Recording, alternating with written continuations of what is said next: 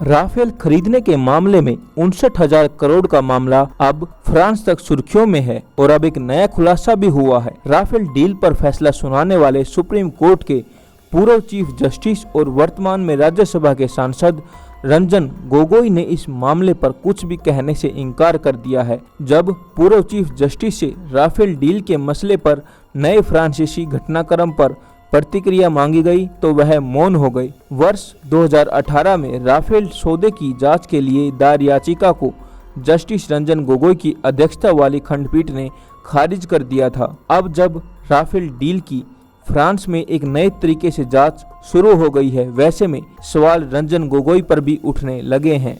न सिर्फ रंजन गोगोई के फैसले पर बल्कि रंजन गोगोई के चरित्र पर भी, क्योंकि जिस तरह से उन्होंने केंद्र की मोदी सरकार के पक्ष में फैसला सुनाया और रिटायरमेंट के बाद राज्यसभा के सांसद बन गए, उससे न्यायपालिका की गरिमा तो गिरी ही, चीफ जस्टिस जैसे पद की गरिमा भी कम हुई है। इस मामले में फैसला देने के ठीक 4 महीने के बाद ही गोगोई राज्यसभा पहुंच गए थे।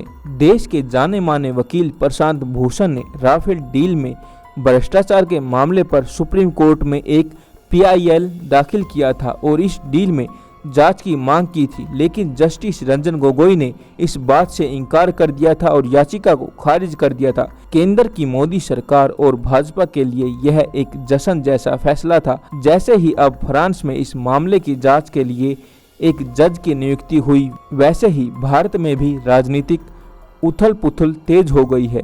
कांग्रेस समेत तमाम विपक्षी एक बार फिर से मोदी सरकार पर हमलावर हो गया है। कांग्रेस प्रवक्ता पवन खेड़ा ने इस मामले पर सवाल दागते हुए कहा है कि ये कैसे संभव हो सकता है कि जब किसी सौदे में 2 पक्ष शामिल हो और एक तरफ इसकी न्यायिक जांच शुरू हो गई है और दूसरा पक्ष चुप क्यों रह सकता है। पवन खेड़ा ने कहा कि हम पहले से कहते आ रहे हैं कि ये पूर्ण रूप से भ्रष्टाचार का मामला है। वहीं राफेल घोटाले को लेकर मोदी सरकार पर लगातार हमलावर रहे कांग्रेस के पूर्व अध्यक्ष ने चौकीदार चोर है के बाद चोर की दाढ़ी में नया नारा उछाल दिया है। राफेल घोटाले का जीन एक बार फिर से बाहर आने के बाद जहां विपक्ष पूरी तरह से आक्रामक मूड में आ गया है, प्रधानमंत्री मोदी से लेकर रक्षा मंत्री तक खामोश की मुद्रा में आ गए हैं। राफेल में हुए इस बड़े घोटाले पर आप क्या सोचते हैं, कमेंट जरूर करें।